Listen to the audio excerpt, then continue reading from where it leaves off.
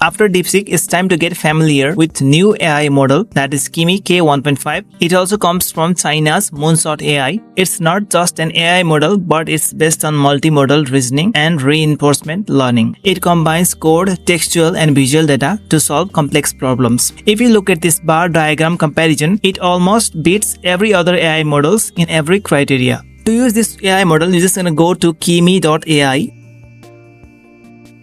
You can use Kimi without any login to ask any questions, but it's a better option if you log in. Let's go to login. You can log in with the help of phone number.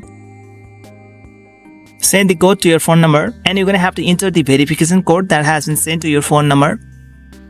Once you're logged in, you'll get here two options, that is Kimi and k1.5 long thinking, which supports the complex visual and text reasoning problems. Now before asking any questions here, let me make you familiar with these features here. You can use Kimi as a browser extension on your browser directly, or you can even download the desktop version, and you can even get the app by scanning this QR code. The feature of saving the chat histories is also present here, and this option lets you start the new chat or talk on an entirely different topic. Now if you come here, it also has the command phrase option, which lets you save your time by not writing the same command or prompt every time for similar questions. Also, it has got file attachment option. It accepts all this format here: PDF, doc, Excel, PPT, text, images. Maximum number of files accepted is 50, and each file can't exceed the size of 100 MB. That means you can upload multiple files and make a comparison with them or get information about those files. For most of your questions or queries, you can use the Kimi, but if you have any complex visual and text reasoning questions or topics, you can choose the second option, k1.5 long thinking. So you can ask any questions here.